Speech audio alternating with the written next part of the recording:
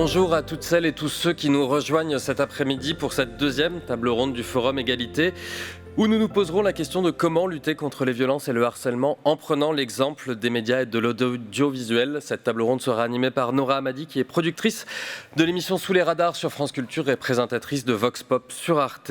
Vous serez, Nora, accompagnée dans cet exercice de Marie Kabadi, doctorante en histoire à l'Université d'Angers. Et nous avons la chance d'être en collaboration pour cette table ronde avec Cartooning for Peace. Deux dessinatrices sont assises au fond de la salle et dessineront tout au cours de cette table ronde des dessins que vous verrez projetés sur le grand écran. Comme d'habitude, question du public à la fin, donc n'hésitez pas à prendre des notes et à vous tenir prêts. Merci beaucoup. Nora, c'est à vous. Merci beaucoup, merci à vous. Bonjour, bienvenue au Centre des Congrès d'Angers. On est ravis d'être là cet après-midi avec vous pour avoir cet échange sur comment lutter contre les violences et le harcèlement, l'exemple des médias et de l'audiovisuel. Donc cette conférence est bien entendu retransmise sur les internets, comme on dit. N'hésitez pas du coup à nous envoyer aussi vos remarques, vos questions, elles me seront transmises. Et sans plus attendre, l'idée c'est vraiment au-delà des constats qu'on va partager aujourd'hui avec mes invités que je vais vous présenter dans quelques secondes. L'idée, c'est vraiment aussi d'aller sur le terrain des bonnes pratiques. Comment faire en sorte, au-delà de ce que nous avons tous collectivement traversé, de ce que la vague MeToo a produit en fracassant à la fois le milieu du cinéma, jusque désormais un petit peu dans l'audiovisuel, tout du moins je parle ici de la France, comment faire en sorte de changer justement ces pratiques afin que nous soyons dans des pratiques plus inclusives et plus paritaire, et tout ceci, bien entendu, dans tous les milieux, que ce soit de la culture à l'information et plus largement dans toutes les sphères où malheureusement ces thématiques, ces enjeux n'ont pas encore assez avancé. Sans plus attendre, je vous propose d'entendre ces femmes qui sont à côté de moi. Peut-être commencer par vous les présenter déjà. Sophia Branco, vous êtes journaliste depuis 22 ans, vous couvrez notamment les questions de droits de l'homme et d'égalité de genre au Portugal. Vous avez obtenu en fait plusieurs prix, dont le prix Nathalie de la Fédération internationale des journalistes et de la Commission européenne pour votre travail sur l'excision. Sandrine Bauer, vous êtes productrice indépendante, coprésidente du collectif 50-50. Vous nous en direz plus sur ce collectif, mais on a vu qu'il a émergé beaucoup il y a donc désormais 3 ans, 4 ans, et vous aviez eu une arrivée fracassante sur les marches de Cannes qui a conduit à mettre sur l'agenda politico-médiatique cette question de la nécessité d'avoir une pratique paritaire dans le cinéma français. Vous nous en direz plus. Nathalie Masduro, vous collaborez depuis 2013 avec Valérie Urea à la réalisation de plusieurs documentaires et séries web, et vous faites partie de ce même collectif 50-50. Bienvenue. Reka Safrani, vous êtes présidente du European Women's Lobby et du Hungarian Women's Lobby. Désolée pour mon accent. Vous nous direz justement quelle est votre action sur les institutions européennes et comment faire en sorte que le cadre législatif avance, et ce, sur un terrain qui va bien plus loin que nos frontières nationales respectives. Philippa Subtil, vous êtes professeur adjoint à l'Escola Supérieure de Comunicação Social et à l'Instituto Politécnico de Lisbonne et chercheuse. Bienvenue à vous. Et enfin, donc, je suis accompagnée par Marie Kabadi, doctorante en histoire à l'Université d'Angers. Marie, n'attendez pas que je vous donne la parole pour la prendre. Je ne vais pas, moi, toute seule travailler. Je vous préviens tout de suite. Je compte bien que vous posiez des questions. Donc, n'hésitez pas. Peut-être... Et donc, je salue également Cristina Sampaio et Deren de Rennes, je ne voudrais pas écorcher votre nom, qui sont deux dessinatrices françaises et portugaises qui vont nous accompagner tout au long de ce débat. Peut-être démarrer sur, tout simplement, lutter contre les violences et le harcèlement. Alors, je vais être un petit peu provocatrice. Ça fait désormais presque 20 ans que je travaille en partie sur ces questions. Et j'ai le sentiment de refaire les mêmes débats tous les ans. Sur ces questions d'égalité, sur ces questions de parité. On y a ajouté désormais les questions de rapport à la violence sexuelle, les violences de genre. Alors peut-être commencer par un constat, et les unes et les autres. Est-ce que les choses ont véritablement avancé, ou le chemin qui reste à parcourir est encore très long? Allez, on va commencer par ordre alphabétique. Sophia Branco.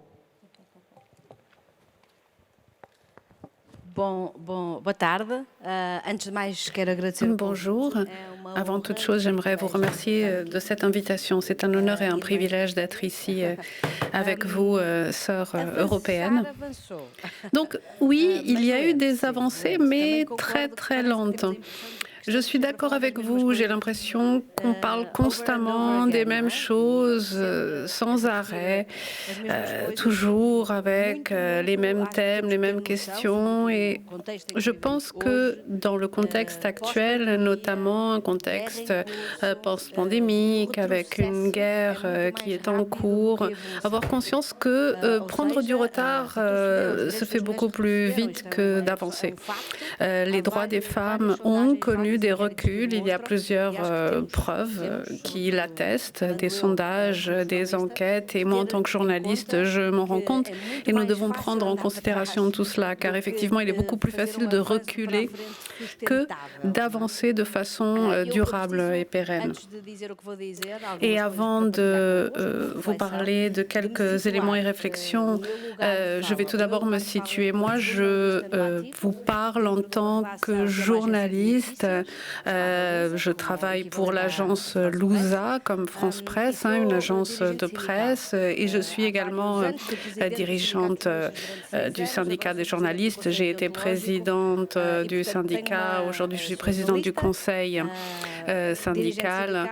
Je suis journaliste, je suis donc dirigeante syndicale et je suis féministe. Et c'est ainsi que je me positionne aussi dans le cadre de mon métier. Pour moi, le journalisme est un moteur de transformation sociale et tout le journalisme que je fais est un journalisme féministe. Donc, cela étant dit, je vais commencer par souligner le rôle du journalisme qui, dans le contexte dans lequel nous vivons, doit être rappelé. En tant que citoyen et citoyenne, le journalisme est essentiel en démocratie pour savoir ce qui se passe autour de nous, ce qui se passe dans le monde, et nous devons tous et toutes protéger, soutenir le journalisme, insister pour que les pouvoirs publics soutiennent et finance le journalisme. Et c'est quelque chose de très important. Le journalisme joue un rôle de responsabilité sociale et très souvent on l'oublie. Il ne s'agit pas d'un métier comme un autre. C'est une mission.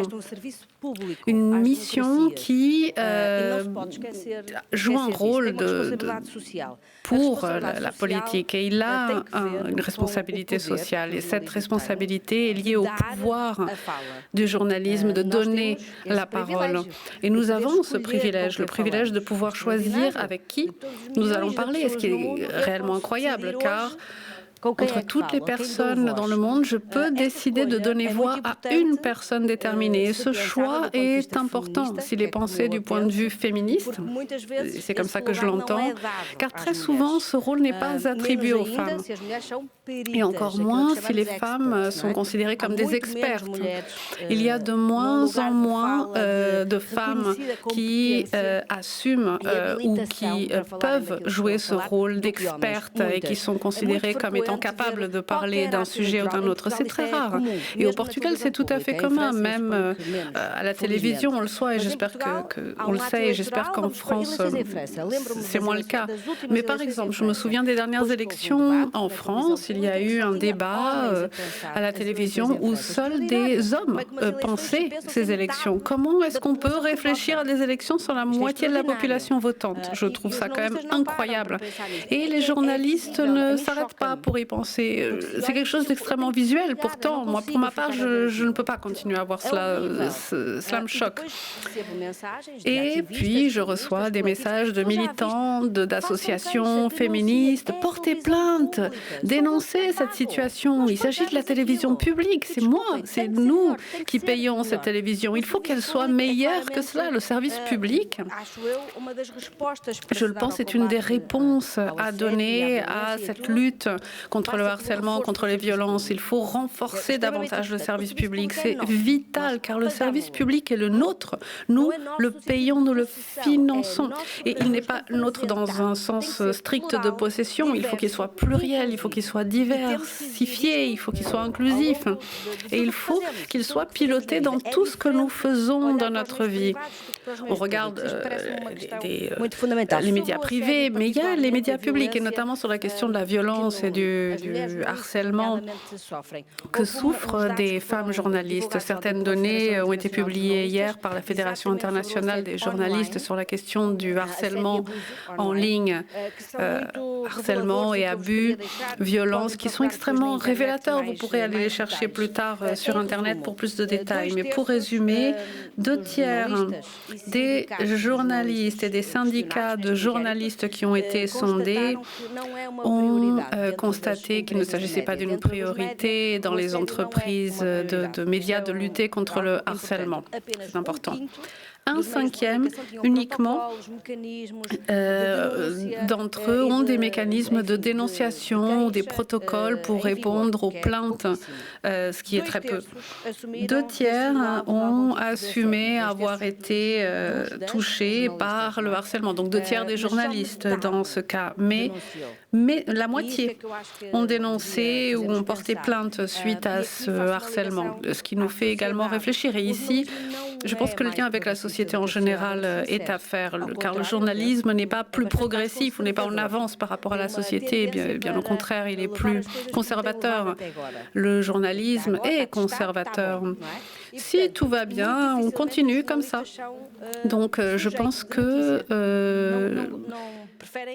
les journalistes préfèrent ne pas parler des abus, des violences ou de leurs propres expériences à cet égard. Et je pense que ces données sont extrêmement révélatrices. La moitié porte plainte et dans 2/3 des cas, rien n'est fait, même lorsqu'il y a eu plainte. J'en reste là pour ce qui est de ces données, mais la moitié des journalistes ont porté plainte. Et dans 2/3 des cas, il n'y a pas eu de suite. Donc, est-ce que vraiment vous pensez qu'elles vont renouveler leur plainte lorsque il y aura de nouveaux cas d'abus, de harcèlement? Quelle a été la réaction collective de journalistes? Est-ce que vous avez entendu parler de ces questions dans les médias? C'est comme si cela n'existait pas. Bien sûr qu'il y a d'autres cas, la BBC par exemple, mais au Portugal en tout cas. Et je vais en rester là, merci. Mais justement, on aura l'occasion de revenir largement sur, à partir de ce constat, qu'est-ce qu'on peut faire pour changer les choses dans les organisations, mais à la fois aussi dans les mentalités. Alors, il y a la réalité du journalisme qu'on vient d'entendre et il y a la réalité du cinéma. Sandrine Brouwer. Bonjour et merci évidemment de créer ce dialogue et cette conversation et cette opportunité de faire un peu le point. Alors vous, je ne sais pas, mais moi je vote pour Sophia parce que c'est un engagement, il y a une vue d'ensemble qui est extrêmement riche, extrêmement mobilisatrice. Et du coup, je vais un peu copier Sophia, juste en tout cas sur un point, c'est de dire d'où je parle. Je suis productrice de films indépendants, plutôt des films de cinéma. J'ai eu la chance de faire des films engagés. Je n'y avais pas vraiment réfléchi. J'ai fait les films qui se présentaient à moi. Un long métrage qui s'appelle par exemple Tous au Larzac, qui raconte la lutte des paysans du Larzac dans les années 70. J'ai fait un film aussi qui s'appelle Get, le procès de Vianam Salem, de Ronit et Shlomi Elkabetz, qui raconte l'histoire d'une femme qui veut divorcer alors que la loi juive ne permet pas réellement le divorce, mais uniquement la répudiation. Et en fait, quand je dis que j'ai eu de la chance, c'est parce que ce sont des films de combat, et que ces combats correspondent aussi à un engagement personnel, mais que j'ai mis beaucoup de temps à toucher du doigt. Et vous posiez la question, on a l'impression de refaire toujours les mêmes débats, d'avoir les mêmes conversations.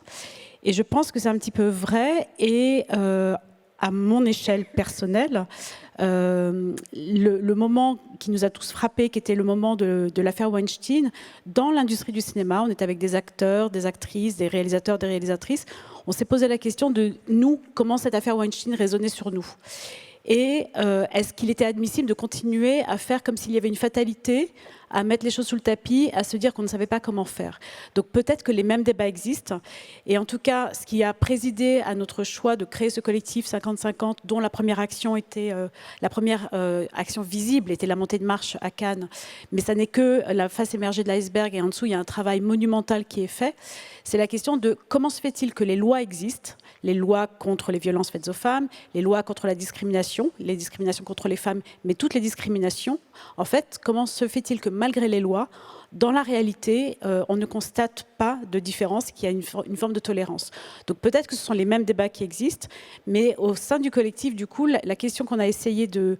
Enfin, la façon dont on a essayé de se poser la question, c'était quelles actions peut-on mettre en place, quels dispositifs peut-on promouvoir, avec qui doit-on avoir quelle conversation pour introduire un changement.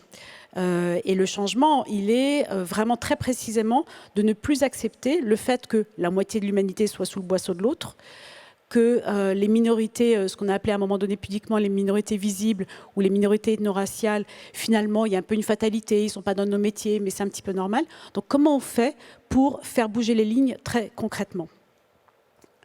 Est-ce que vous voulez que je vous donne un petit... C'était un pitch ? Mais non, mais je vous laisse encore 1 minute pour justement développer, parce que du coup, qu'est-ce que ça représente aujourd'hui le collectif 50-50 ?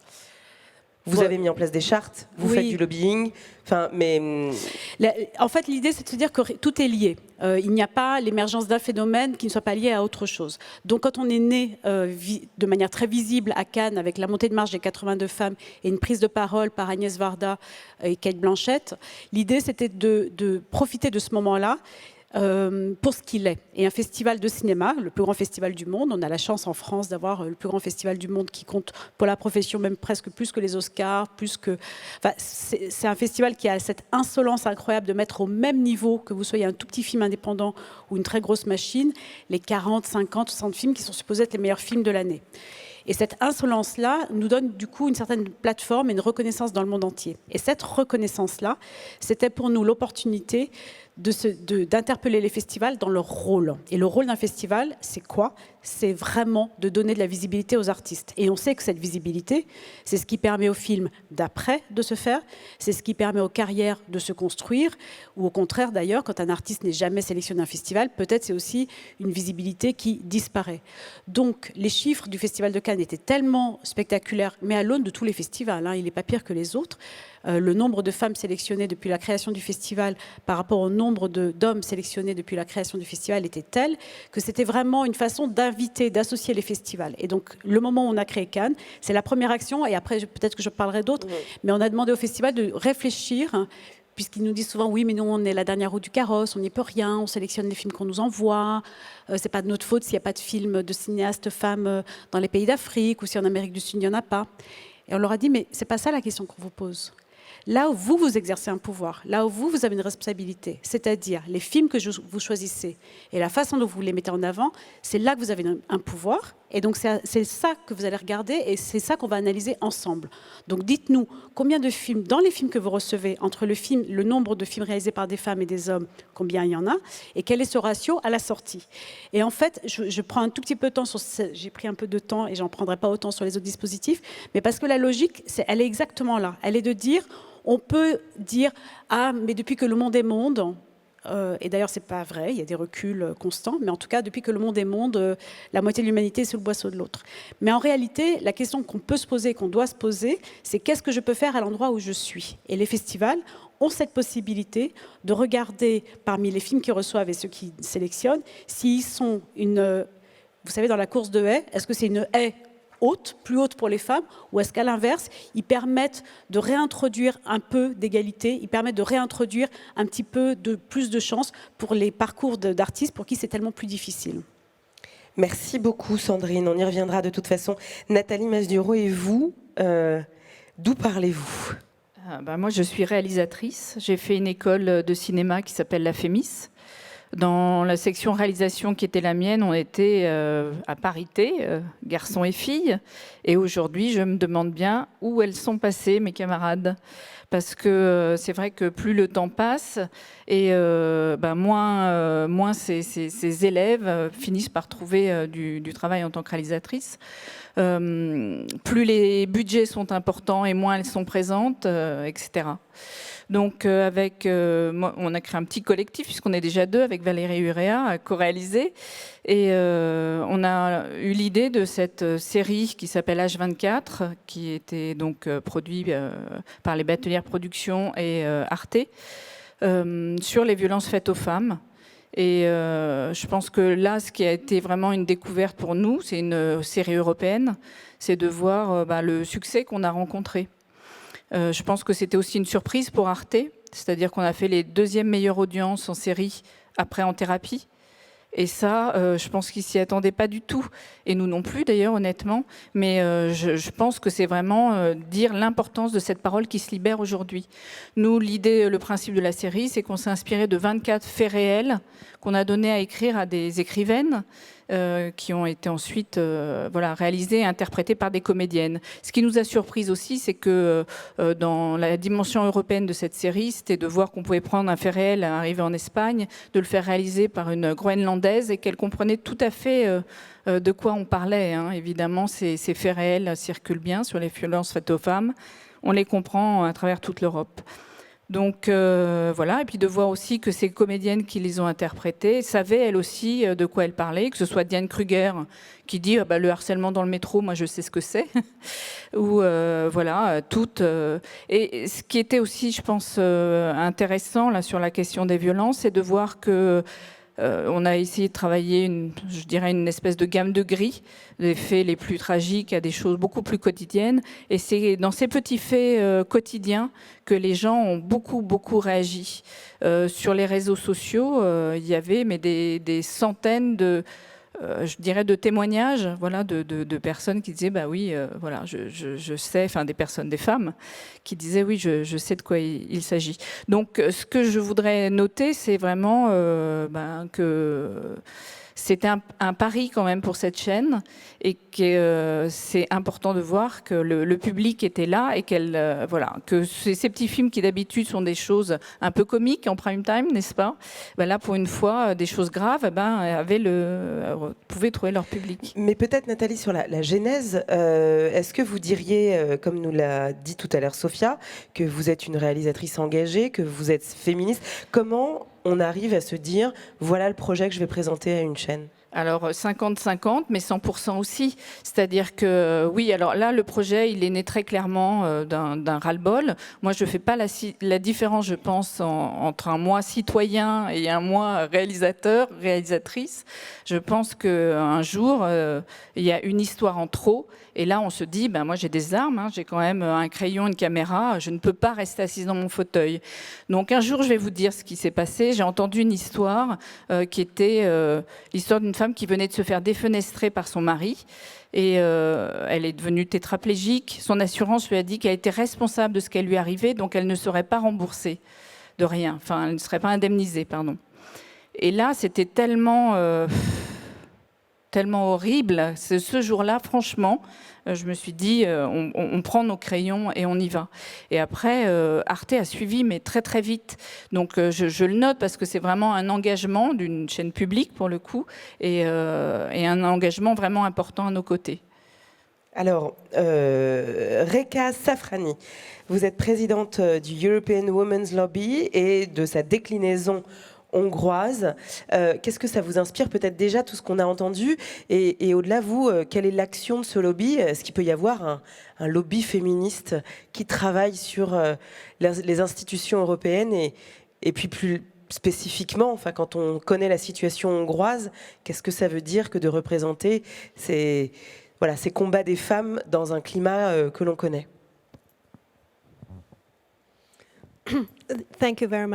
Merci beaucoup.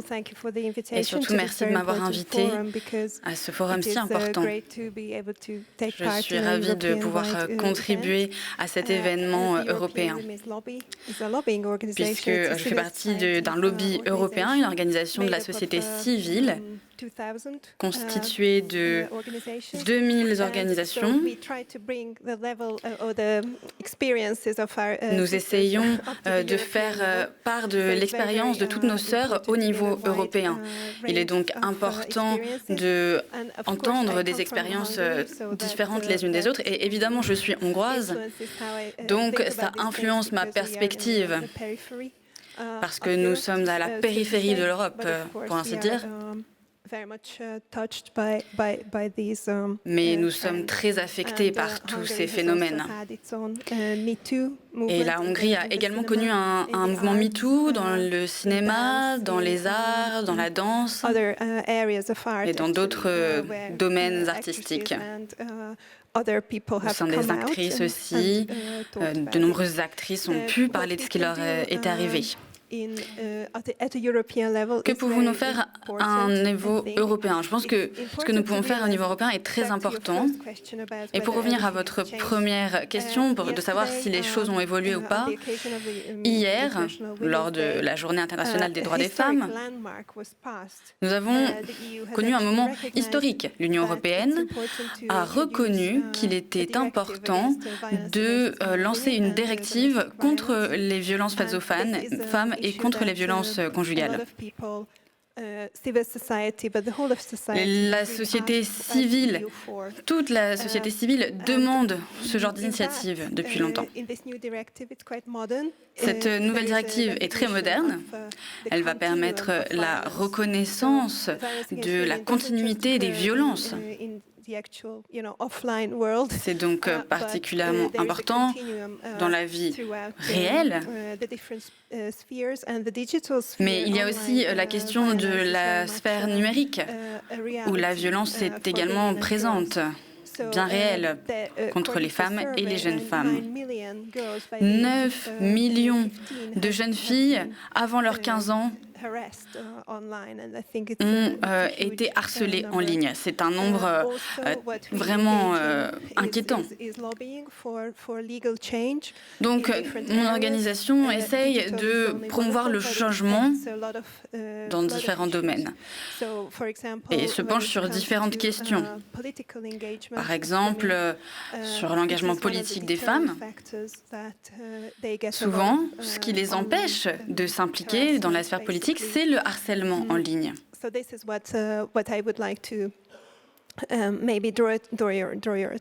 Et c'est quelque chose que j'aimerais porter à votre attention. Mais remettez-le-moi, ce dessin, qu'on le voit vraiment et qu'on puisse montrer que Twitter, en fait, est effectivement, le petit oiseau Twitter, comme symbolique des réseaux sociaux, est effectivement un espace non safe pour la plupart des femmes. Donc, on entend effectivement, Reka, que les choses avancent malgré tout, alors avec une immense pression, alors avec aussi une certaine forme de lenteur et avec une nécessité d'une pression citoyenne qui a peut-être jamais été aussi forte. Philippa, vous êtes donc professeure adjointe à l'Escola Supérieure des Communications Sociales. Est-ce que les choses ont véritablement avancé selon vous et d'où parlez-vous? Boa tarde. Estão a ouvir-me? Bonjour, est-ce que vous m'entendez bien? Oui. Bonjour à tous et toutes. J'aimerais commencer par vous remercier pour cette invitation qui m'a été faite par la commission organisatrice de cette saison croisée France-Portugal et aussi par la commission d'égalité du genre et de citoyenneté au Portugal.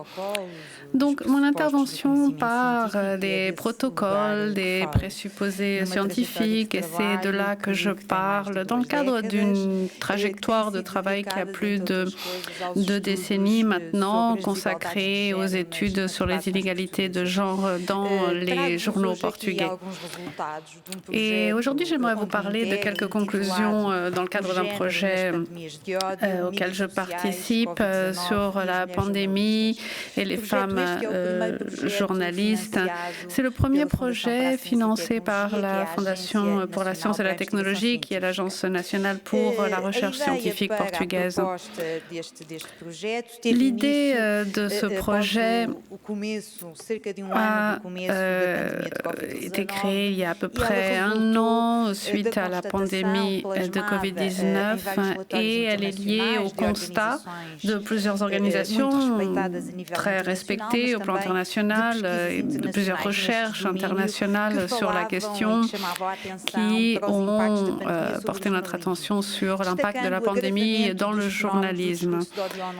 Les phénomènes de discours, de haine en ligne et ses impacts sur les professionnels, notamment sur les femmes journalistes. Et une des alertes qui a été lancée par l'OCDE disait que ce phénomène devenait une menace à la participation des femmes au journalisme et dans les médias en général, c'est-à-dire que les avancées qui ont été atteintes ces dernières années sont remises en question question depuis peu et l'OCDE elle-même a parlé d'une menace sur la pluralité des médias, menacée due à ce recul fort, car ces discours de haine empêchent les femmes de participer dans les espaces publics numériques, notamment. Et j'aimerais ici vous parler du problème de la violence en ligne pour commencer. Cette violence assume différentes formes et elle est de plus en plus présente dans nos sociétés contemporaines. La croissance de ce phénomène a été identifiée dans plusieurs contextes nationaux et elle ne peut se circonscrire ou se réduire aux réseaux sociaux uniquement. Et au vu de l'importance croissante qu'assume le journalisme numérique, nous avons assisté ces dernières années à une augmentation de la proximité entre les professionnels du journalisme, hommes et femmes, et les lecteurs ou auditeurs. C'est-à-dire que ces professionnels sont aujourd'hui plus que jamais exposés à une violence en ligne. Entre cela et leur public, il y a plusieurs formes de protection ou de médiation, je dirais. C'est d'ailleurs un autre symptôme de la crise des intermédiaires qui existent et qui attestent de sa fragilité.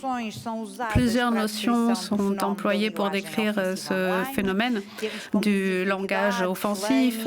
Nous avons le flaming, nous avons le trolling, les discours de haine, les discours offensifs.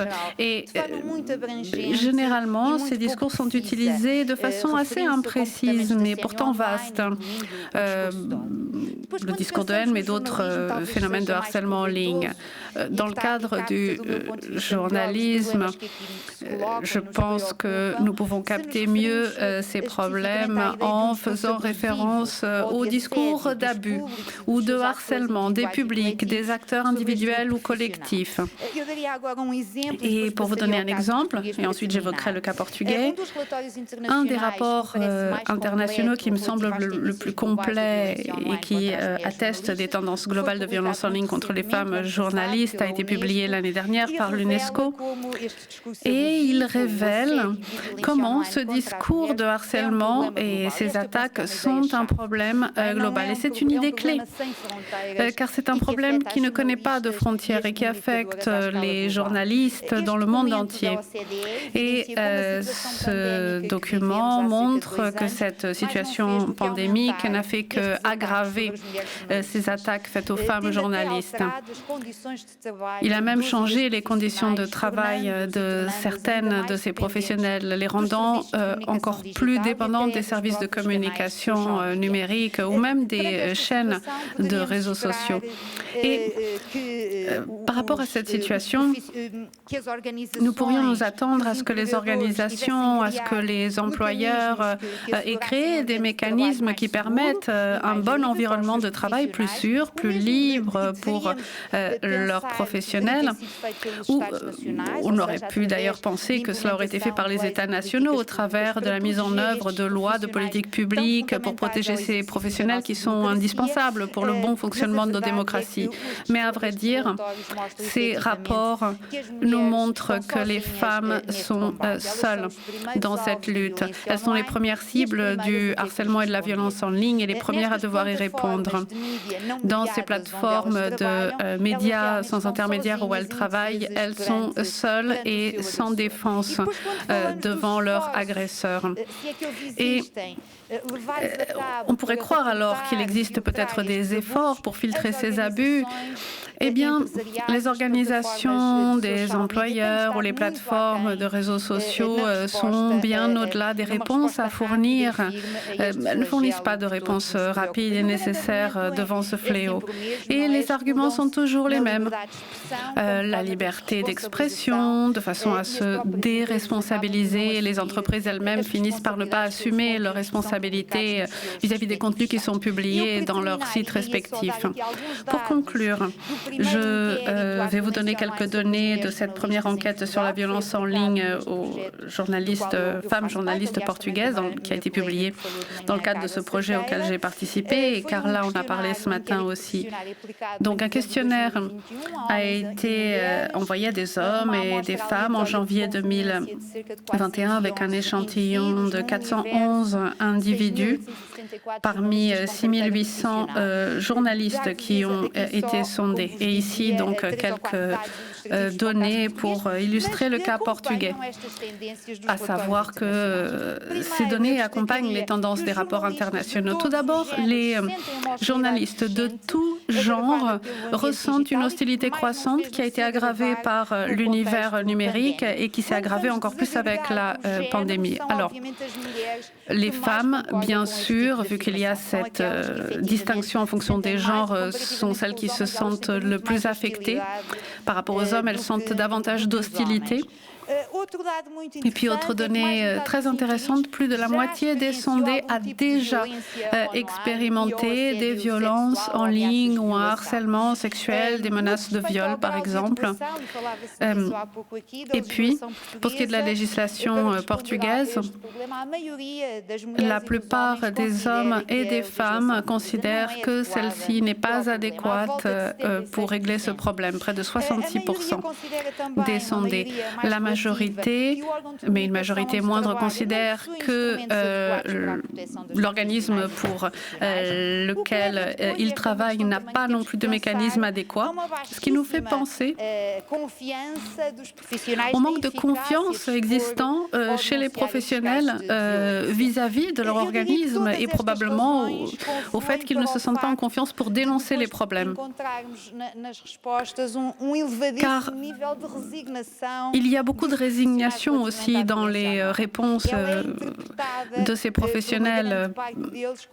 La plupart estiment que le manque de réponse ou les risques sont intrinsèques au métier qu'ils exercent. Et puis, il y a bien sûr ensuite les conséquences. L'autocensure dans le travail, l'abandon, et notamment de la part des femmes. En tout cas, le diagnostic est établi. Désormais, il faut réfléchir, et j'en parlerai plus tard, aux solutions concrètes. Je n'ai pas de solution concrète pour ma part, ou en tout cas pas de solution définitive. Je ne suis pas sûre qu'elles existent, mais il y a des recommandations qui peuvent venir atténuer ce problème. Merci. Merci beaucoup. Merci. Juste un petit mot, c'est vrai que les réseaux sociaux, pour les victimes, c'est souvent la double peine. C'est-à-dire que pour les victimes de violences sexistes ou sexuelles, il y a après ce jugement, ou enfin ce flot de, je ne sais pas si on peut appeler ça des jugements, mais des insultes. Oui, d'insultes. Nous, on s'est inspiré d'une jeune fille qui avait été très courageuse, qui s'appelle Marie Laguerre.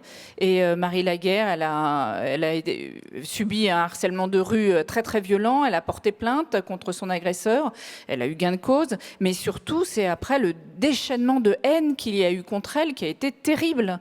Et là vraiment elle a fait un burn-out, mais qu'on comprend. Mais on y reviendra justement sur cette spécificité peut-être, et puis comment réguler en fait ces espaces qui sont presque en fait une jungle pour les femmes, si tant est que ce soit la seule jungle pour elles. Mais je voudrais qu'on termine ce tour de table avec Marie.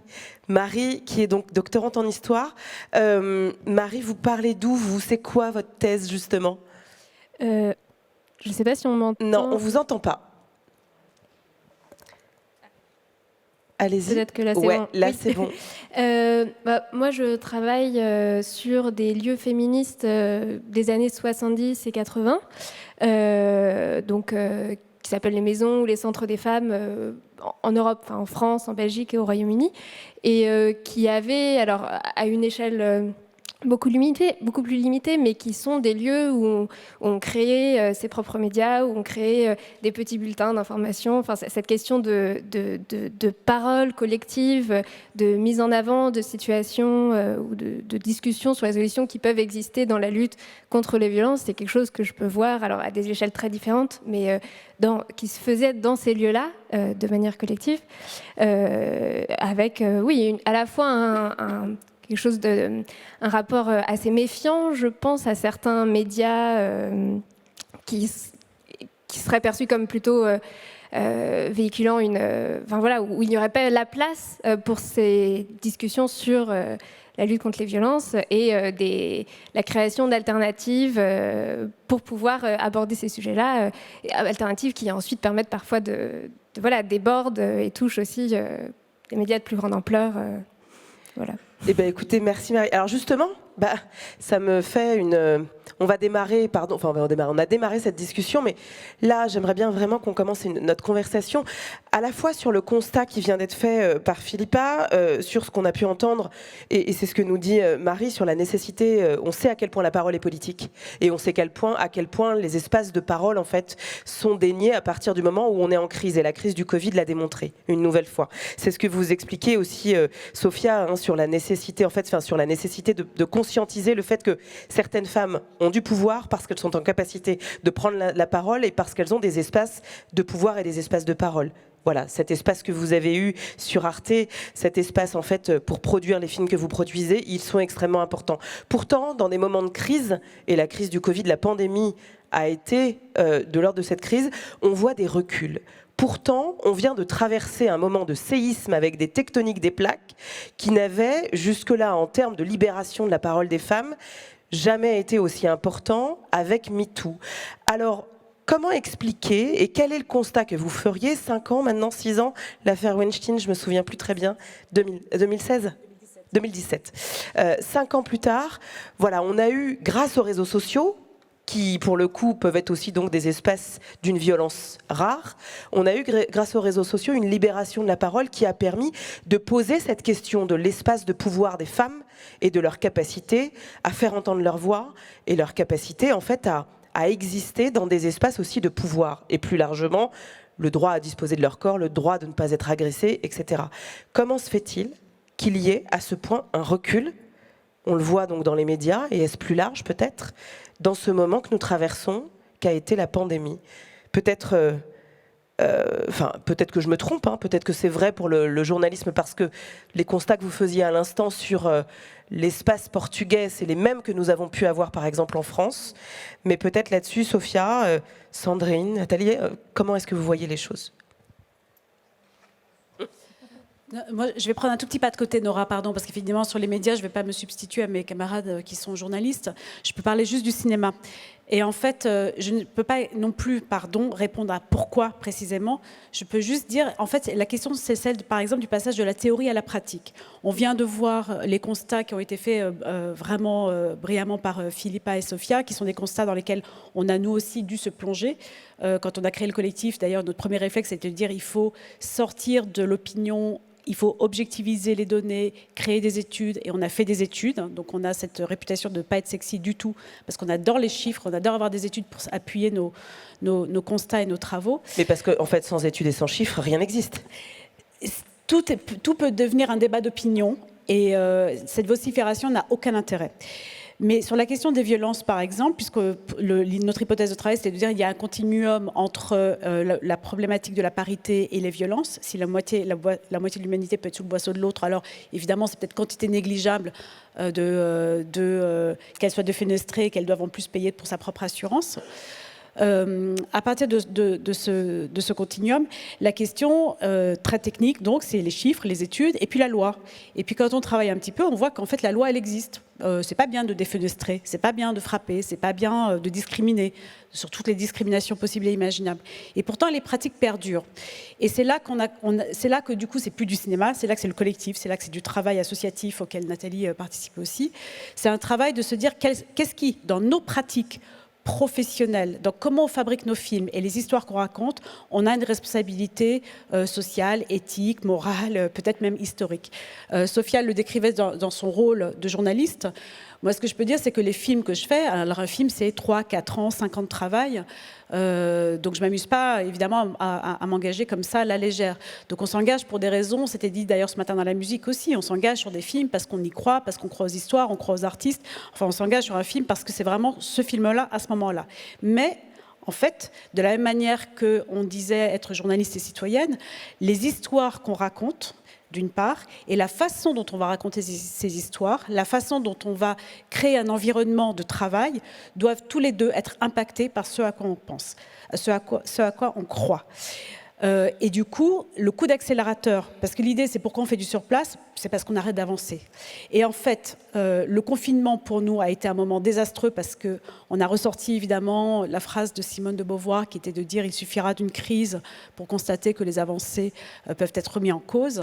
Et c'est ce qu'on a constaté dans les médias. La place des expertes avait disparu, elle s'était effondrée alors que les médias français, notamment Arte, notamment France Télévisions, ont fait un énorme travail pour rééquilibrer. Ils l'ont fait sincèrement, voilà, pour rééquilibrer. Alors on n'y est pas encore complètement, mais en tout cas il y a des outils. Je sais que ce matin le mot outil a un peu agacé, mais je pense qu'il est utile parce que quand on est dans un outil, on est dans une pratique objective, concrète.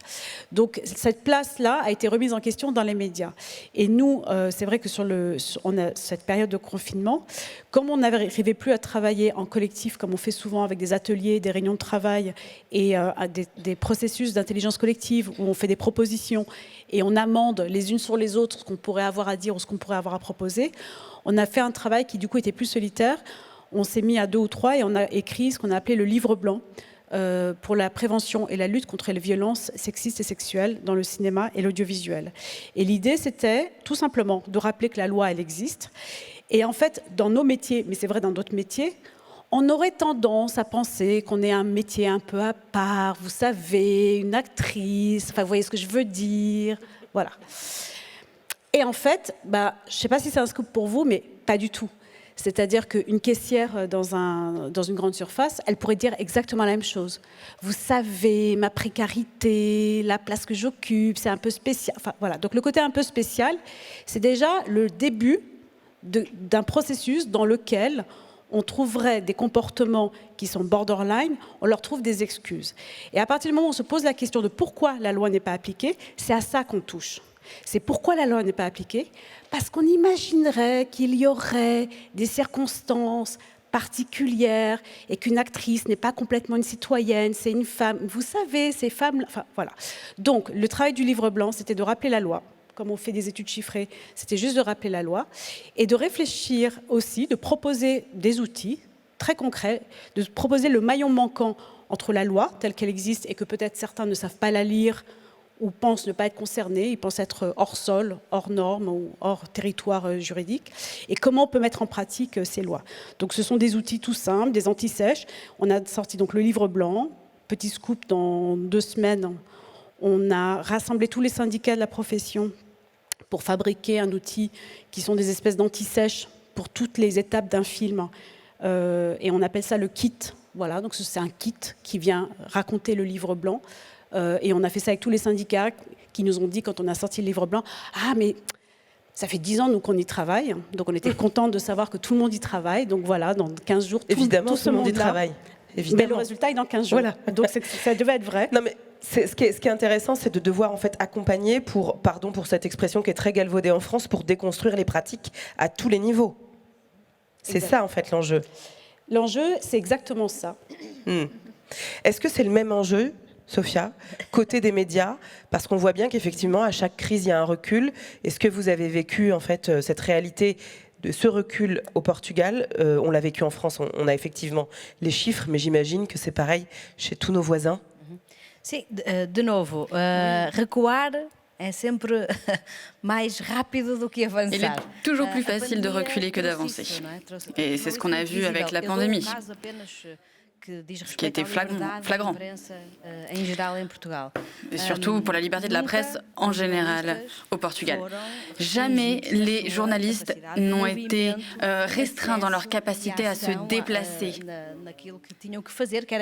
à ce point-là pour pouvoir informer la population sur la situation, sur ce qui se passait pendant la pandémie.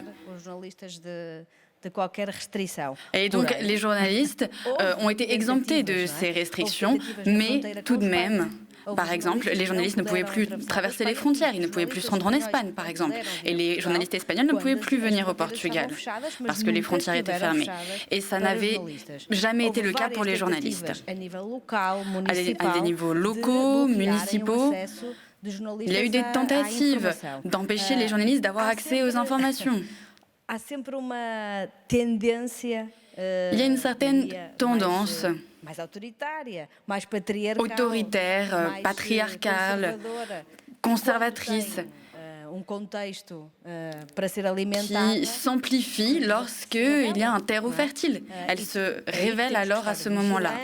C'est pour cette raison qu'il faut être sans arrêt vigilant. Ce n'est pas facile. Évidemment, il y a des réflexions très intéressantes sur le monde du travail que nous pouvons faire. Mais ce que nous avons pu observer, c'est une collectivisation du travail encore plus importante. Le télétravail a de nombreux avantages, en particulier pour les femmes, pour les aider à équilibrer leur vie. Néanmoins, ça peut être aussi très nocif. Tout dépend de la manière dont on s'organise, dont on se défend.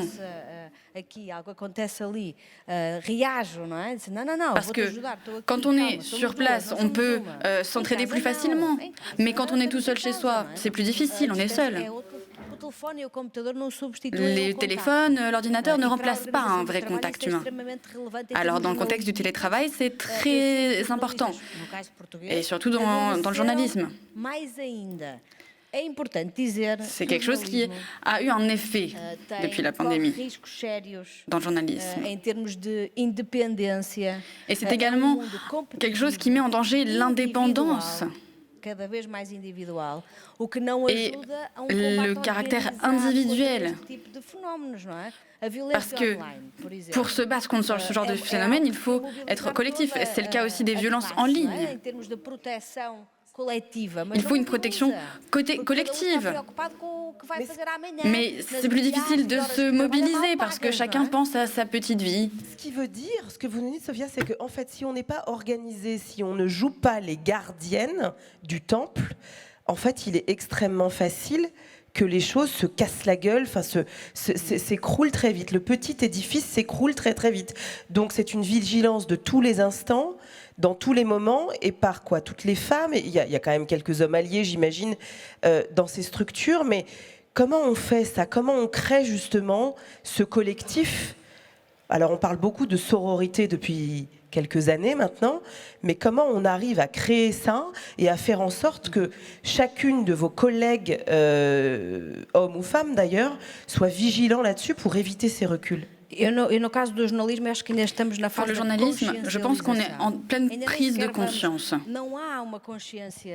Nous n'avons pas encore conscience de tout ça. Nous sommes dans un processus de conscientisation au sein des journalistes.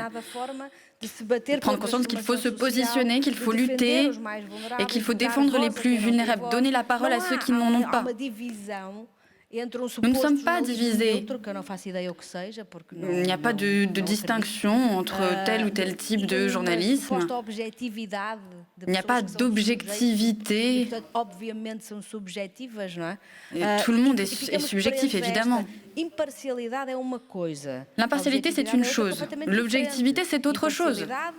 L'impartialité m'oblige, par exemple, à donner la parole à différentes personnes. Mais la manière dont je le fais, ça c'est différent. Et les journalistes n'en parlent pas. Au Portugal, personne n'en parle. Il n'y a pas de ligne rouge à ne pas franchir, et personne n'en parle. Avec l'extrême droite notamment. Personne n'en parle.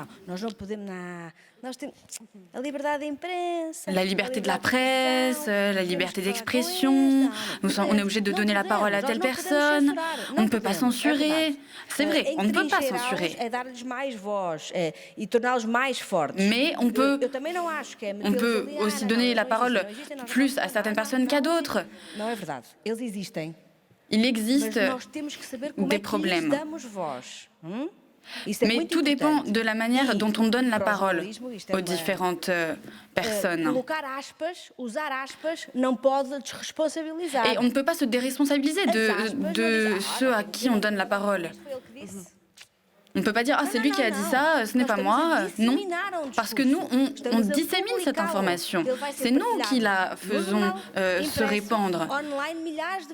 Et surtout en ligne, sur les réseaux sociaux. On ne peut pas décider de ce que les gens à qui on donne la parole disent. Mais nous n'avons pas de ligne à ne pas franchir. temos linhas vermelhas e são estas. Ça n'existe pas, personne n'en a décrété. Mas não, é considerado demasiado político, não é? Mais évidemment, il y a toute une question de politique, la manière dont on traite l'information est politique. Et ensuite, c'est quelque chose qui peut se retourner contre la dignité des autres et leur liberté. La liberté des uns s'arrête là où commence celle des autres. Mais la liberté n'est pas un droit absolu. Et c'est le cas de la liberté de la presse aussi. C'est super important aussi de ce que tu dis, c'est le rappel des lignes. C'est-à-dire qu'effectivement, quand tu dis la liberté des uns s'arrête, mais en même temps, c'est quand tu dis il n'y a pas de prise de conscience, mais il n'y a pas de prise de conscience, surtout si on te laisse tranquille. Et le rappel, enfin, c'est pas pour ramener au travail qu'on a fait nous sur le livre blanc, mais ce qu'on voit avec d'autres mouvements, les mouvements dans les autres pays ou dans les autres métiers, dans les métiers connexes, c'est à quel point il est toujours important de ramener à une démarche objective et de rappeler qu'il y a des lignes qui permettent de penser. Et on ne peut pas se dédouaner de sa responsabilité dès que les lignes sont rappelées. Alors, il y a la question des lignes, il y a la question du cadre, mais il y a aussi, et c'est ça que j'entends beaucoup, c'est la question des imaginaires et la nécessité en fait d'avoir de nouvelles écritures, de donner à entendre d'autres voix. Ce que vous disiez à l'instant. La nécessité en fait d'assumer le choix de raconter les choses autrement. D'autres diraient lutter contre une forme de ce qu'on appelle le male gaze, cette vision du monde par et pour les hommes. Et c'est ça aussi au travers d'H24 que vous avez fait. Et plus largement, c'est aussi ça. C'est aussi ce qu'on disait tout à l'heure sur la nécessité en fait d'investir ces espaces, de raconter autre chose, de sortir de ces imaginaires et de porter des paroles qui jusque-là étaient invisibilisées. Mais là, on commence à avancer sur ces questions, mais à un moment, est-ce qu'il ne va pas falloir véritablement prendre le pouvoir dans les organisations pour que du coup, on en arrive à ne pas avoir à devoir rappeler constamment ces lignes? Et ensuite, allez-y, je vous en prie. Ah. Oui, je pense que la question de la représentation, elle est super importante. Donc, il y a tellement de choses à faire changer, à faire évoluer. On part de loin quand même. Moi, je rappelle juste qu'un dessin animé comme La Reine des Neiges, elles sont deux héroïnes et pourtant le temps de parole des femmes est moins important que celui des hommes dans ce film. Vrai. Et si. C'est dingue, c'est très fort. Voilà, donc mais c'est vrai. Mais oui, oui, c'est scotchant quand même. Mais on parlait tout à l'heure comme ça, c'est des cycles hein, comme ça. Les femmes font des bonds en avant et aussitôt il y a un retour en arrière. Et je pense qu'en effet, il va falloir continuer à se battre pour ce temps de parole, pour changer justement ces représentations, parler de toutes les femmes. Et ça, il y a encore vraiment du travail. Mais justement, ce travail-là, Nathalie, est-ce que c'est juste une question de la place où vous êtes? Avoir fait ce que vous avez fait, raconter ces choses, prendre le pouvoir à partir du moment où on prend la parole, c'est une prise de pouvoir. Mais est-ce qu'à un moment, il ne va pas falloir faire en sorte que... Voilà, vous évoquiez les groupes publics tout à l'heure, le fait que France Télévisions a fait des efforts. Radio France, alors là, je parle du cas français. Voilà, ce sont deux structures dirigées par des femmes. Est-ce qu'en fait, à un moment, il va falloir briguer des postes de pouvoir et faire en sorte que tout ceci s'incarne en fait dans toutes les sphères au-delà de raconter? Est-ce que c'est ça aussi l'enjeu? Est-ce qu'il faut en passer par des quotas? Comment vous voyez les choses? Oui, moi, je suis pour à 100%. C'est-à-dire que c'est comme ça qu'on fera bouger les lignes et qu'on pourra avancer. Parce que là, on voit bien qu'on ne nous laissera pas la place, il va falloir la prendre. Mmh. Je peux juste très rapidement, parce que je pense que ce que Nathalie a dit est très important. En France, dans les écoles de cinéma, il y en a plusieurs. Et il y a plus d'un élève sur deux qui a une fille. Et ensuite, il y a un triangle des Bermudes. C'est-à-dire que chaque année, alors qu'en France, on produit beaucoup de films par rapport à beaucoup d'autres pays européens, on a au maximum, au mieux, on a 24% des films produits chaque année qui sont réalisés par des femmes. Et là, je parle du cinéma. Quand on arrive à la télévision, on s'est un peu penché dessus pendant le confinement, enfin juste avant le confinement, on a 88% des œuvres de fiction audiovisuelle qui sont réalisées par des hommes. 88%. Alors ça, je vous le dis, en 2019, c'est vrai que du coup, avec le collectif, on est allé voir la présidente de France Télévisions, Delphine Ernotte. On a brandi le chiffre en lui demandant si c'était une donnée OK pour elle et elle a effectivement instauré immédiatement, enfin franchement, elle l'a instauré immédiatement et je sais qu'ils l'ont dépassé, un quota de minimum de 30% des œuvres audiovisuelles réalisées par des femmes. Je voudrais prendre 30 secondes pour zoomer dedans. Il y a le chiffre en données brutes. Un élève sur 2 est une fille, elles disparaissent, triangle des Bermudes. Et quand on zoome sur les chiffres à l'audiovisuel ou au cinéma, d'ailleurs c'est la même chose, on voit bien que, parlons de la télé parce que là c'est encore plus facile à quantifier, c'est que non seulement elle n'était donc que 12%, mais si on prend le documentaire par exemple, Miracle, elles sont un peu plus nombreuses, mais un documentaire, ça coûte beaucoup moins cher qu'une œuvre de fiction. Et elles étaient surtout plus nombreuses sur ce qu'on appelle dans notre jargon les S3 et les S2, ou les S1, enfin donc première partie de soirée, deuxième partie de soirée ou troisième partie de soirée, mais sur les documentaires les plus chers, donc les gros documentaires historiques où on raconte le monde, les documentaires où on raconte le monde avec des archives sont à 100% entre les mains d'hommes, de réalisateurs hommes. Donc le quota, qui était pour nous un peu, je dois avouer, c'était un peu un tabou en fait au démarrage. Je vous raconte mon chemin à l'intérieur de ce grand pays des quotas, c'est qu'il m'a fallu 2 ans ou 3 ans au sein du collectif pour me dire, mais en fait, ce qu'on vit au quotidien, c'est un quota à l'envers. Alors, est-ce qu'on va accepter que 88% des œuvres de fiction audiovisuelle soient réalisées par des hommes, que 76-77% des films de cinéma chaque année soient réalisés par des hommes. Et donc la question, elle est celle du quota à l'envers. Nathalie Eureka. Oui, juste un petit mot sur les archives, parce que moi, je suis documentariste à la base. Les archives, j'adore ça, j'aime ça, ça construit quand même nos films aujourd'hui, mais elles viennent d'où ?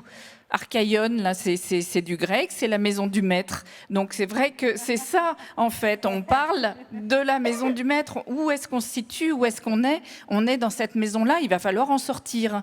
Donc c'est vrai qu'il va falloir créer nos propres images, nos propres récits. Et là, bon, bah, c'est quand même bien parti, mais il faut continuer. Oui, mais là, il faut accélérer, d'autant que je fais une petite digression. J'étais cet été à Avignon et alors figurez-vous que dans le spectacle vivant, ce sont les mêmes débats et là, il y a des institutions culturelles, des élus qui travaillent. Alors l'avantage quand vous avez des élus à la culture, c'est qu'ils peuvent penser un peu les choses et qu'aujourd'hui, on se pose la question, et Eureka, je vais vous la poser, de conditionner les financements à un système paritaire. Voilà.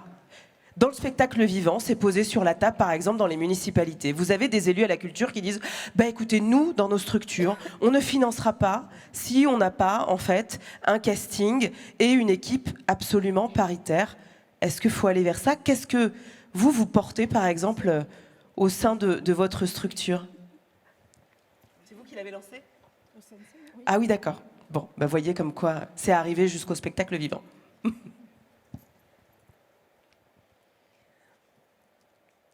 Sorry. So I wanted to come in, but I'm not sure I got the question.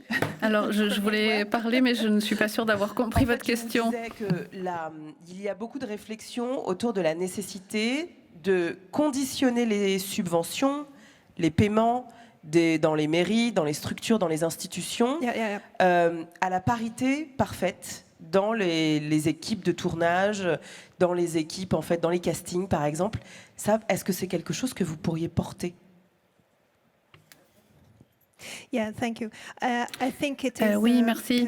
Very important effectivement, c'est très très important de prendre des mesures, d'avoir des données. Je pense que grâce à cela, les gens se rendent compte des reculs et puis des conséquences. Et donc, c'est très, très important d'avoir des données pour faire une collecte des événements et comprendre réellement ce qui se passe. Et ces données peuvent être ensuite employées pour révéler les inégalités. Et au niveau européen, il y a de plus en plus d'efforts pour collecter des données sur les violences faites aux femmes, pour lutter contre les discriminations. C'est ce que fait par exemple l'Institut sur le genre. Il collecte des données qui sont comparables sur la question des femmes et des médias. Et il est important de le faire dans tous les domaines, bien sûr. Il s'agit d'un outil qui est basé sur les faits qui permet également d'asseoir ensuite nos expériences, de les étayer. Une directive qui a été récemment proposée reconnaît justement la continuité de la violence faite aux femmes. Et ce que vous décrivez au sujet des journalistes, des acteurs ou actrices, des réalisatrices est très révélateur. Et ces mesures doivent être utilisées justement pour étayer cela. Il s'agit de plusieurs pièces du puzzle qui doivent être révélées. Et cette directive montre que les formes de violence doivent faire l'objet de rapports. Et qu'ensuite, les femmes ne doivent pas être exposées à des charges ou des fardeaux administratifs de façon à gérer ces plaintes et ces problèmes. Au contraire, elles doivent être aidées dans tous les domaines. Et puis, je viens de Hongrie. Et dans plusieurs pays de l'Est de l'Europe, nous avons des gouvernements plutôt conservateurs et nous avons malheureusement assisté à pas mal de recul, et notamment l'espace qui est accordé aux femmes pour défendre leurs droits est de plus en plus amoindri. Dans le cadre de projets de journalisme, nous avons pu dialoguer avec des femmes, faire des formations, ce qui était très intéressant, mais ces femmes ont progressivement perdu leur emploi. Elles n'avaient plus les plateformes nécessaires pour discuter de leurs problèmes. Il y a vraiment eu un effet de refroidissement général qui a été rattaché au moment politique que nous vivons. Je pense qu'il ne faut pas prendre les avancées pour des acquis. En Pologne, par exemple, il y a eu beaucoup de recul en termes de droits sexuels reproductifs de la femme. Et je pense qu'il y a de moins en moins d'espace qui est accordé aux femmes pour qu'elles puissent s'exprimer dans ces pays. Donc c'est vraiment important d'être conscient de la liberté que nous avons entre nos mains, car cette liberté est fragile. Et parfois, cela nous échappe. Ce n'est pas lié à la domination masculine, mais c'est lié aussi aux circonstances politiques. Donc nous saluons les efforts européens menés par plusieurs pays européens pour essayer de respecter les droits des femmes. Peut-être Philippa là-dessus, est-ce que finalement on voit qu'il y a une volonté de travailler sur des scènes locales au sein des corporations, mais est-ce qu'il ne faut pas effectivement directement viser les institutions européennes de telle sorte à ce qu'on touche le territoire en entier sur ces questions de violence de genre ? Et puis plus largement sur la représentativité des femmes dans les corporations.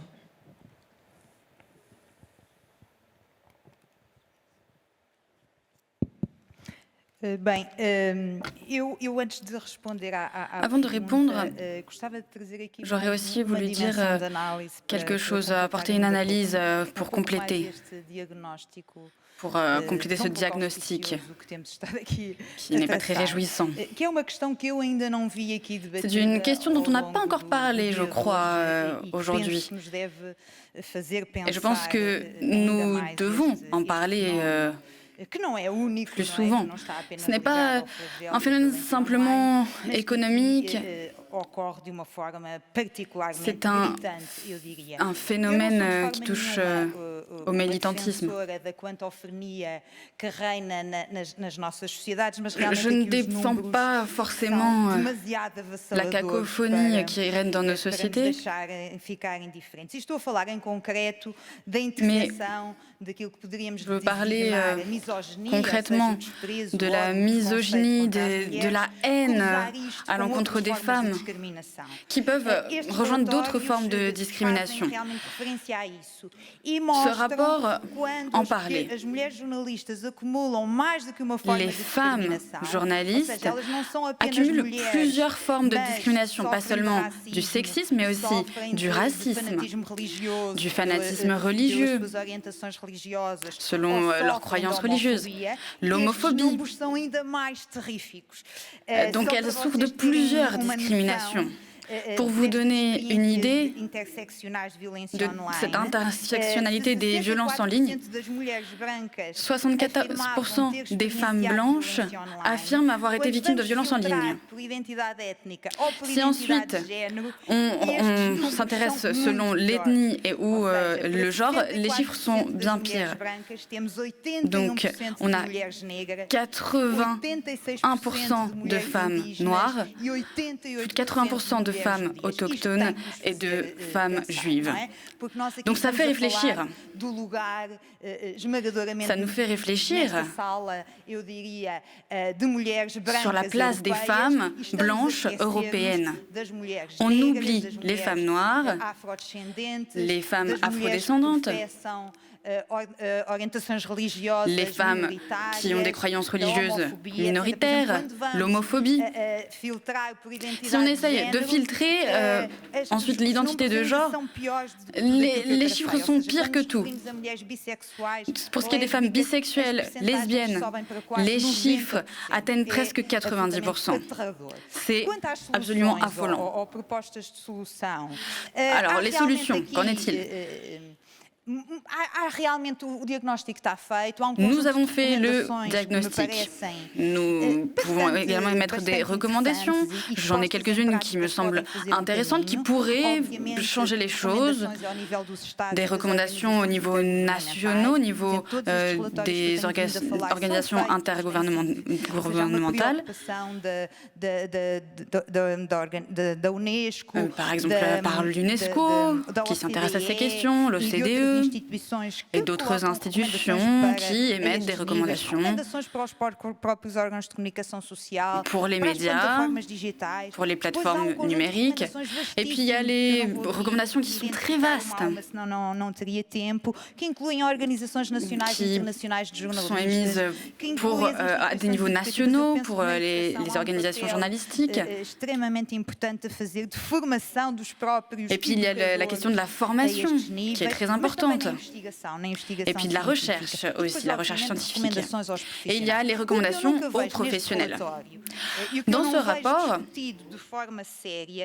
ce qui manque, à mon sens, et qui pourtant est important, c'est la question du besoin urgent de s'engager et surtout de faire que les entreprises technologiques s'engagent. On pense souvent que les technologies, les objets sont neutres et que tout dépend simplement de la façon dont on s'en sert. Mais je peux vous donner des exemples. Juste la manière dont les machines, les mécanismes de sécurité, les algorithmes sont conçus sont complètement erronés. Ce sont des exemples qui montrent qu'il y a un biais en faveur des hommes. La manière dont toutes ces machines, ces mécanismes sont conçus et à destination des hommes. Parce que les femmes sont sous-représentées dans ces secteurs. Et pour terminer, il nous faut prendre conscience de la place du genre dans les technologies. Parce que les plateformes sont notre source d'information quotidienne. Et ce sont elles qui peuvent aussi contribuer à l'égalité de genre. Il est donc urgent d'améliorer la conception de tous ces systèmes technologiques pour éradiquer toutes les incitations à la violence. D'un point de vue commercial, il est urgent de mettre en place des boîtes noires pour que les entreprises puissent ensuite expliquer à la société ce qui se passe, rendre des comptes et pour minimiser les risques des produits qu'elles commercialisent l'Église. Et enfin, nous devons exiger en tant que société civile des mesures concrètes pour éviter les conséquences négatives de la conception de toutes ces plateformes. Ces entreprises, ces plateformes, ces multinationales devraient être obligées de s'engager sous peine d'être punies. Elles devraient être obligées de publier des rapports annuels qui nous apportent des éclaircissements, qui nous éclairent sur le progrès que nous effectuons, sur la qualité de l'information en rapport avec le genre, l'égalité de genre. Merci beaucoup. La nécessité de la transparence, on y reviendra. Commencez à préparer vos questions dans la salle parce que ça va bientôt être à vous. Mais avant, Marie. Oui, finalement, je me demandais un peu comment vous articulez à la fois cette question de travail, de lutte contre ces questions de violence et de harcèlement dans vos milieux professionnels, en fait, et cette articulation donc de travail sur vos conditions de travail et ce travail de représentation des violences et du harcèlement. On évoquait là finalement la nécessité d'obligations, y compris législatives, pour à la fois améliorer ces conditions de travail et lutter contre les violences au sens large.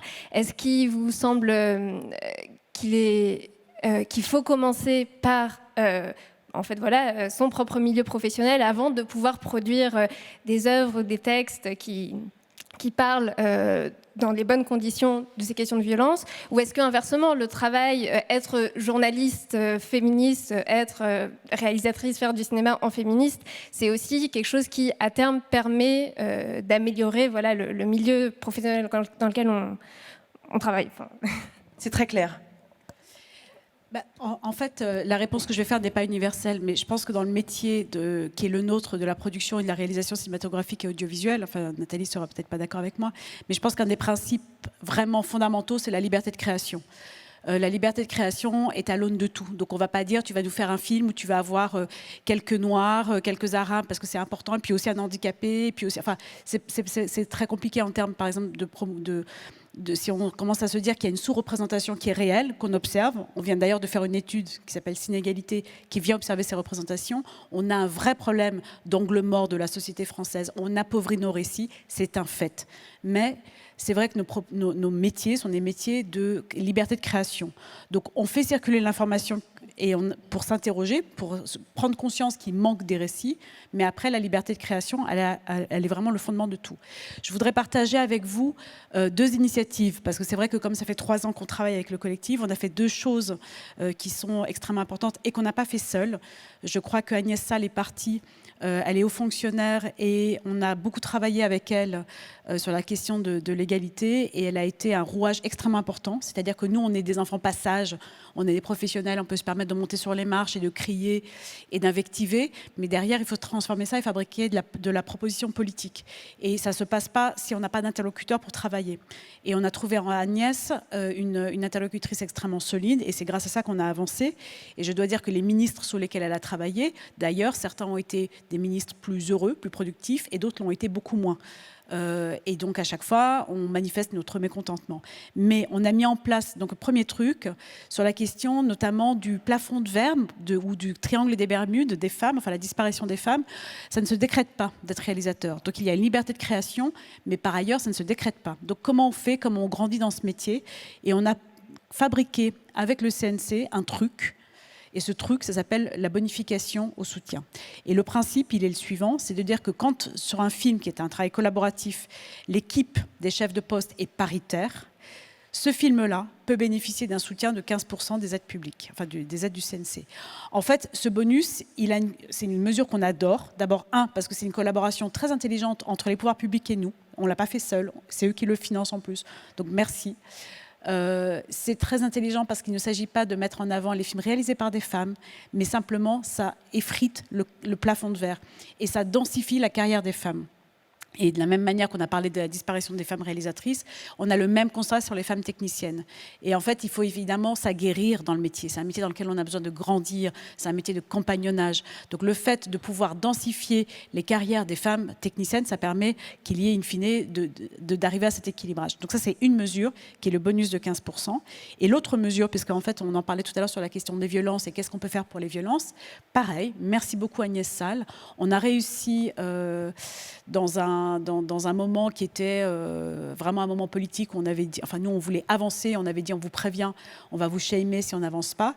On a créé quelque chose qui est le conditionnement des aides publiques, qui a été donc d'abord décidé pour le cinéma et qui maintenant est mis en place par le ministère de la Culture pour toutes les disciplines, c'est-à-dire que la moindre subvention qui sort du CNC pour le cinéma et l'audiovisuel ne peut l'être. Elle ne peut être attribuée que si le responsable de l'entreprise concernée a respecté toutes les mesures de prévention et de lutte contre les violences sexistes et sexuelles.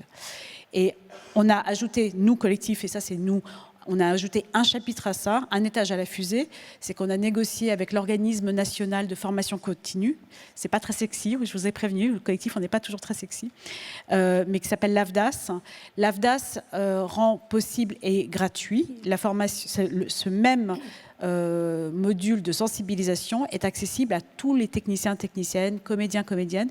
Et donc, plus personne ne peut dire « je ne sais pas la différence entre draguer et harceler ». Enfin, vous voyez, toutes ces zones grises dont on parlait tout à l'heure, en fait, c'est ça qu'il faut éradiquer. Et effectivement, ces modules de sensibilisation sont un outil direct.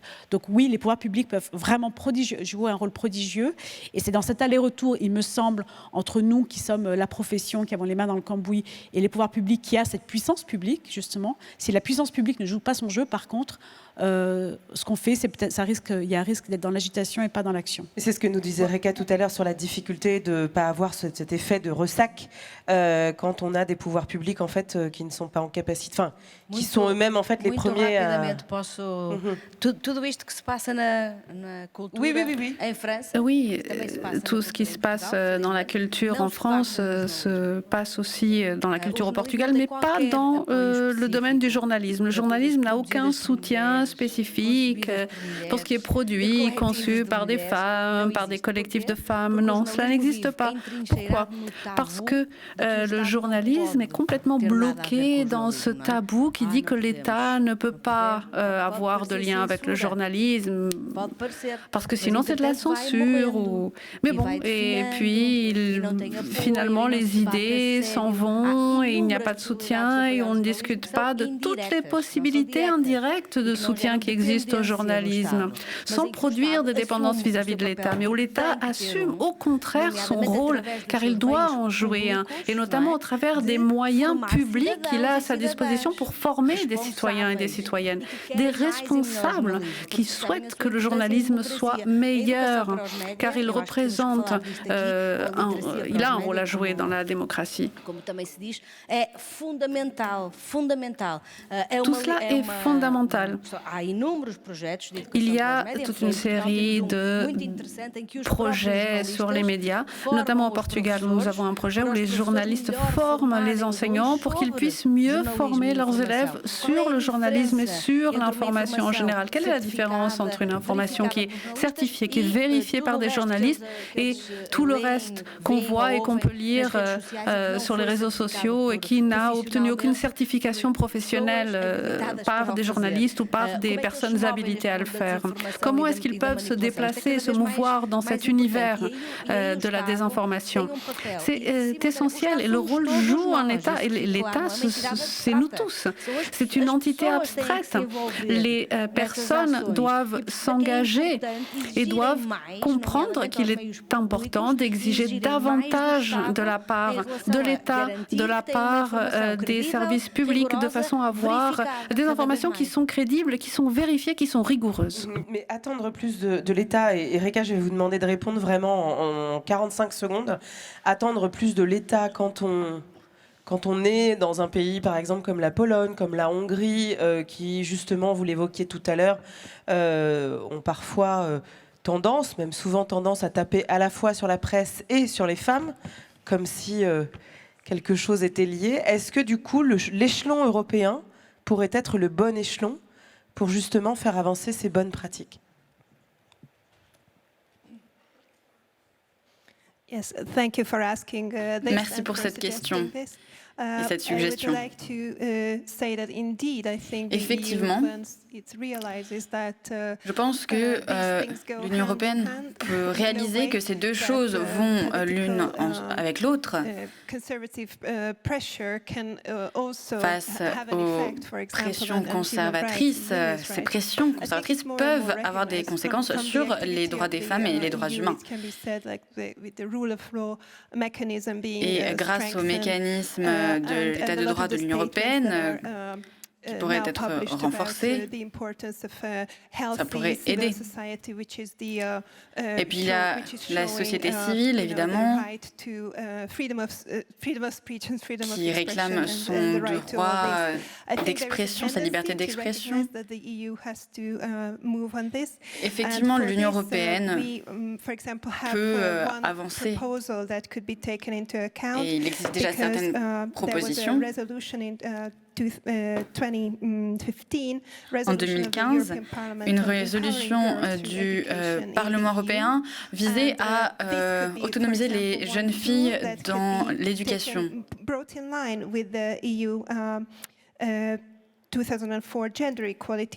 Et c'est quelque chose qui pourrait également s'aligner avec la directive de 2004 sur l'égalité de genre, tout comme davantage de financement dans la recherche, les études sur le féminisme, et puis dans la formation professionnelle également. Donc effectivement, au niveau européen, il y a énormément de possibilités qui pourraient conduire au changement. On a entendu beaucoup de choses, effectivement, entre la nécessité d'avoir plus de transparence, la nécessité de, de s'organiser, de faire en sorte que factuellement il y ait des études qui soient réelles et qu'on sache d'où on parle et d'où on vient pour pouvoir avancer. Mais on a parlé aussi de ce climat qui est plus que difficile en ce moment. Et Philippa nous le rappelait, alors surtout quand on est une femme non blanche, si en plus vous êtes d'une foi qui est très stigmatisée ou sur des choix sexuels qui sont pour le coup aussi très stigmatisés, ça devient extrêmement difficile. Mais on n'a pas parlé de la question des salaires, mais ça fera l'objet peut-être d'un autre débat, parce que cette question de comment on prend le pouvoir, c'est aussi sur cette question de la transparence. C'est vite réglé, la question des salaires. Oui. Encore faut-il en fait parce que là j'ai vu pour le coup des données où que ce soit dans le cinéma ou dans la presse, tant qu'il n'y a pas de transparence sur les salaires entre les hommes et les femmes, on aura toujours des écarts absolument fous. Et ça, c'est même plus largement sur les organisations. Enfin, on est quand même à près de 30% d'écart. Alors ça c'est juste le cas français. J'ose même pas imaginer si on fait ça à la hauteur de l'Europe. J'ai pas regardé les détails, mais j'ose même pas imaginer ce que ça doit être. Non, alors pas du tout pour faire le débat parce qu'il faudrait beaucoup de temps. Juste une donnée hallucinante. En France, notamment, on a un truc que vous connaissez sûrement, qui est la convention collective. Pour tous ceux qui sont proches de l'audiovisuel ou du cinéma, on a des conventions collectives qui règlent. Alors, ce sont les minima, mais en général, on applique les salaires minima pour les techniciens. Et alors, on a beau avoir une convention collective qui régule tout. Quand on prend la moyenne des salaires annuels, selon qu'on est homme ou femme, il y a une différence salariale néanmoins. Et ça reste un truc extrêmement... c'est pas mystérieux, on voit bien d'où ça vient, mais c'est fou à imaginer, alors qu'on s'est battu, on se bat régulièrement sur ces conventions collectives et pour renégocier ces montants-là. Et néanmoins, année après année, quand les salaires d'école, ça n'est que sur les hommes et les femmes restent effectivement au plancher des salaires. Alors, entre ça et les questions d'éducation, mais les questions d'éducation, on aura l'occasion certainement d'y revenir demain. On est un peu en retard, donc on va prendre 2 questions, si vous êtes d'accord. Qui se lance? Mademoiselle. Bonjour, merci pour vos interventions. Moi, j'avais une question, en fait, parce que donc on a parlé de médias comme Arte, on a parlé de H24. Je pense que c'est des médias qui ont leur public qui est déjà plutôt sensibilisé à ces questions-là. Et ma question, du coup, c'est comment faire pour atteindre un public qui n'est pas forcément sensibilisé à ces questions d'inégalité, de violence de genre. Et voilà, comment pour commencer à les sensibiliser à ces questions-là. Merci. Merci pour cette question. Est-ce qu'il y a d'autres questions par ici ? Ah, pardon madame, excusez-moi. Juste une petite annonce, à 16h15, on a le quart pour la visite atelier du Centre des archives du féminisme. À 16h15, le quart qui nous attend devant le D'accord, centre on aura des fini congrès. avant. On aura fini avant. Eh bien écoutez, si vous avez le quart à 16h15, il y a une autre question ici. Merci, monsieur, le micro arrive. Merci, merci pour la qualité des débats. Je voudrais juste intervenir par rapport à une des intervenantes, alors je ne me rappelle plus votre nom, où vous avez dit que les lois existaient et qu'il fallait les faire appliquer. C'est vrai, les lois existent, il faut les faire appliquer, je suis tout à fait d'accord avec vous. Par contre, dans les entreprises, il existe également des protocoles qui, quelque part, empêchent les salariés d'aller jusqu'à la loi.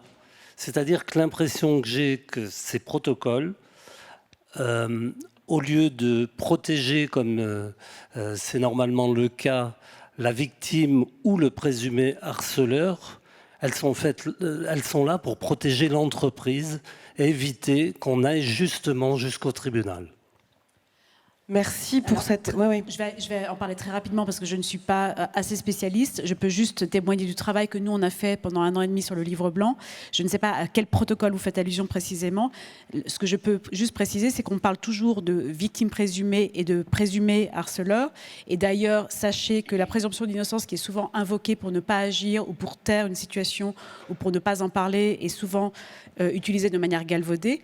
Donc, les protocoles, en théorie, alors ceux que vous connaissez peut-être ont été mis en place pour protéger l'entreprise, mais les protocoles sont là pour protéger justement, pour organiser le processus de prise de parole, pour organiser les enquêtes préliminaires, pour organiser les mesures conservatoires. Et en tout cas, pour ce que nous, on a préparé dans le cinéma et l'audiovisuel avec la contribution de tous les syndicats, c'est effectivement de clarifier ces process-là et pas du tout pour protéger les entreprises, mais pour permettre aux droits d'être saisis.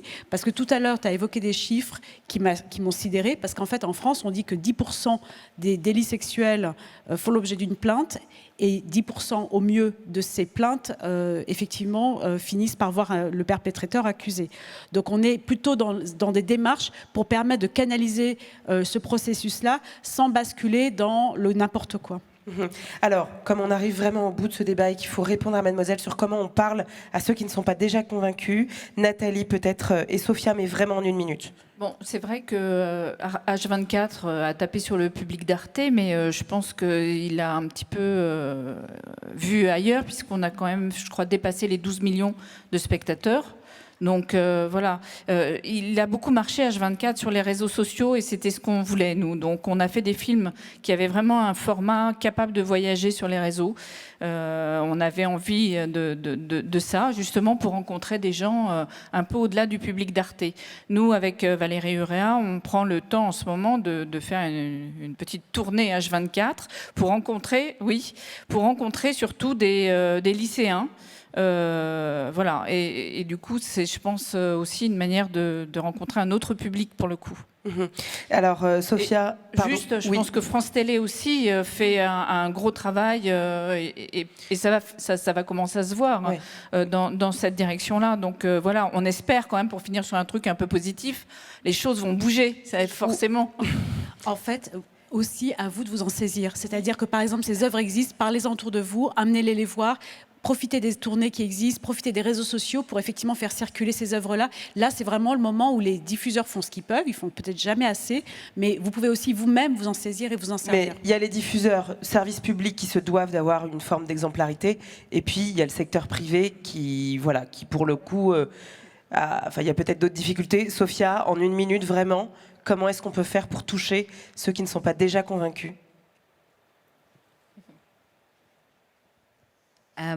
Falar. Parler, insister, répéter. et éduquer. Surtout éduquer, je pense que c'est le mot-clé. Ne pas partir du principe que les choses sont garanties, sont acquises. Ce que nous vivons aujourd'hui avec l'Ukraine en est la meilleure illustration. La démocratie et la liberté ne sont jamais garanties. Et donc, il faut constamment chercher à voir cette différence qui existe entre vivre dans un contexte démocratique et ne pas vivre dans un contexte démocratique. Moi, pour ma part, je suis née après le 25 avril 1974 au Portugal, c'est-à-dire après la révolution des œillets, après les situations qui ont été évoquées dans les nouvelles lettres portugaises, auxquelles nous rendons hommage ici. Et moi, pour ma part, je vivais déjà en liberté, libre. Mais je n'oublie pas qu'il y a 50 ans, il y avait une dictature au Portugal. Et je pense qu'il faut toujours avoir cela à l'esprit pour ne jamais oublier que nous ne voulons plus de cela. Merci beaucoup, merci à toutes, Sophia, Sandrine, Nathalie, Reka, Philippa, Marie, merci d'avoir éclairé un petit peu nos lanternes sur tout ça. Bien entendu, cette conversation ne s'arrête pas ici. On aura l'occasion d'y revenir en espérant que d'ici l'année prochaine, en fait, les choses auront véritablement avancé, que ce soit dans nos organisations respectives, nos corporations, d'un point de vue légal, et qu'effectivement, la liberté sera peut-être encore cette fois-ci plus large pour ceux qui ne peuvent pas y prétendre, quel que soit leur espace de l'Europe ou d'ailleurs. Merci beaucoup. Et on continue. Et je crois que 16h13, vous pouvez encore rattraper le quart. Merci à vous. Merci.